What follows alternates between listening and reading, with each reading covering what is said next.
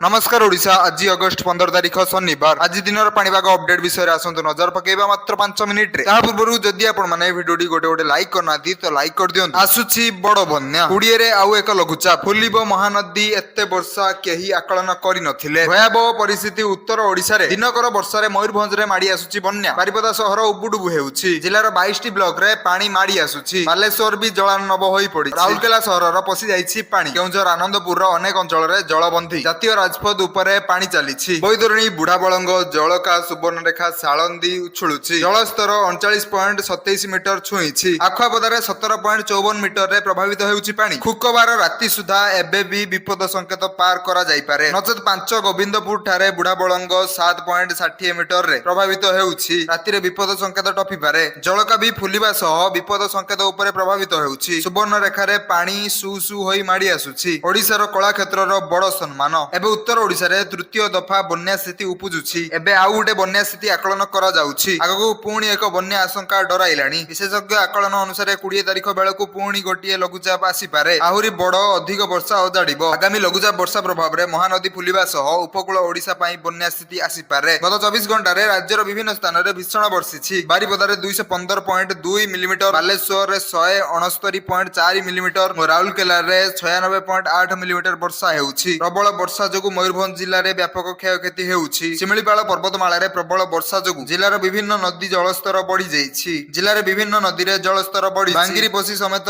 विभिन्न स्थान रे बुढ़ाबलंग कराल रूप देखाउछि गुरुवार संध्या सुधा मधुबन बगीचा साही समेत तली अंचल जलमग्न होई जाइछि बुढ़ाबलंग नदी समेत जिल्लार छोट बड़ प्राय सबु नदी नाल रे बन्या स्थिति 22 टी ब्लॉक रो 28 टी पंचायत रे बारिपदा पौरपालिका 6 टी वार्ड बासी बन्या रे प्रभावित 1735 जन लोक वर्षा रे प्रभावित होइछन्ति लगाण वर्षा रे जिल्लार सबु शिक्षानुष्ठान गुडी छुट्टी घोषणा करा जायछि बालेश्वर जिला सहित मयूरभंज पड़ोसी झारखंड और प्रबल वर्षा जो सुवर्णरेखा बुढ़ाबलंग जलका नदी जलस्तर बढ़िछि बस्तार बाहर बा चगण रे 4 फुट पानी चलीछि संभाव्य बन्या आशंका रे बानगा ब्लॉक रे पाखापाखि 2000 लोकंकु सुरक्षित जगह को स्थानांतर करा जायछि बालेश्वर शहर रे कृत्रिम बन्या सृष्टि होइछि सहदेव खुंटा रास्ता को नुआसाई छकरे सहदेव खुंटा रास्ता नुआसाई छकरे पानी जमिबा जो रेमुणा को जोगाजोग विच्छिन्न होइछि प्रबल वर्षा राउरकेला रे विभिन्न स्थान रे पानी जमिथिला रिंग रोड ठारू मेन रोड पर्यंत विमान बंदर रोड पर्यंत और विभिन्न सेक्टर अंचल रास्ता रे पानी लहड़ी मारी जाई राउरकेला रेलवे स्टेशन मधुसूदन छक दिल्ली मार्केट जाइथिबा शहर रो मुख्य रास्ता सहित अनेक रास्ता बुडी जाइथिला पश्चिम दिगरे गांगे पश्चिम बंगरे झारखंड आड़कू मारी आसु यह आसंता 24 घंटा रे क्रमशः दुर्बल होई पारे पाणीपाग विभाग अनुसार 14 तारिख अनेक स्थान रे वर्षा संभावना रहिछि पाणीपाग विभाग अनुसार 15 तारिख रे अनेक स्थान रे वर्षार संभावना रहिछि उत्तर आभ्यंतरीण ओडिसा रो वर्षा अधिक होई पारे बालेश्वर देवगढ़ अनुगुल केउझर मयूरभंज सुवर्णपुर बौद्ध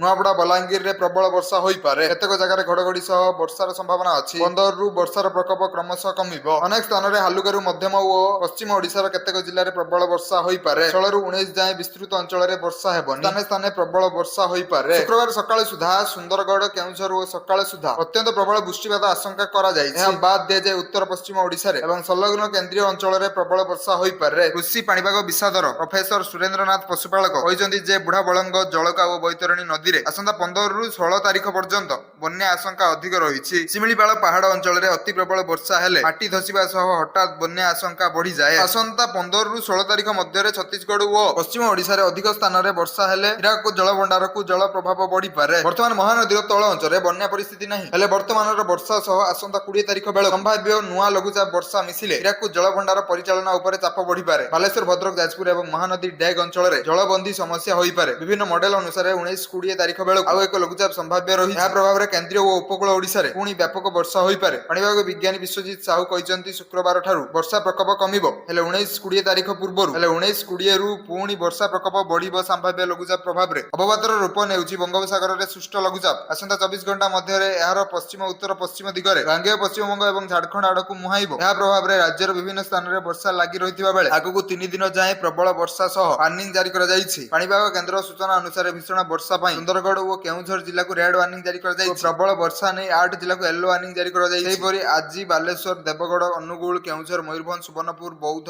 ନୂଆପଡ଼ା ଏବଂ ବଲାଙ୍ଗୀର ଜିଲ୍ଲାକୁ ପ୍ରବଳ ବର୍ଷା ନେଇ ୟେଲୋ ୱାର୍ଣ୍ଣିଂ ଜାରି କରାଯାଇଛି। ଏହି ସବୁ ଜିଲ୍ଲାଗୁଡ଼ିକୁ କେତେକ ସ୍ଥାନରେ ଘଣ୍ଟା ପ୍ରତି 30 ରୁ 40 କିଲୋମିଟର ବେଗରେ ପବନ ବହିବାର ସମ୍ଭାବନା ରହିଛି। ଆସନ୍ତା 24 ଘଣ୍ଟା ପର୍ଯ୍ୟନ୍ତ ସମୁଦ୍ରକୁ ନ ଯିବା ପାଇଁ ମତ୍ସ୍ୟଜୀବୀଙ୍କୁ ପାଣିପାଗ ବିଭାଗ ପକ୍ଷରୁ ପରାମର୍ଶ ଦିଆଯାଇଛି। ଅପରପକ୍ଷେ ଲଘୁଚାପ ପ୍ରଭାବରେ ମୟୂରଭଞ୍ଜ ଏବଂ ବାଲେଶ୍ୱର ଜିଲ୍ଲାରେ ବିଭିନ୍ନ ଅଞ୍ଚଳରେ ଅତି ପ୍ରବଳ ବର୍ଷା ହୋଇଛି। ଚଳିତ ବର୍ଷ ପ୍ରଥମ କରି 900 ମିମି ଅତିକ୍ରମ କଲା ମୌସୁମୀ ବର୍ଷା। ଜୁନ 1 ରୁ 13 ଅଗଷ୍ଟ ସୁଦ୍ଧା ରାଜ୍ୟରେ 901.8 ମିମି ବର୍ଷା ରେକର୍ଡ ହୋଇଛି, ଯାହାକି ସ୍ୱାଭାବିକ ବୃଷ୍ଟିପାତ ଠାରୁ 713.3 ମିମି ତୁଳନାରେ 26% ଅଧିକ ରହିଛି।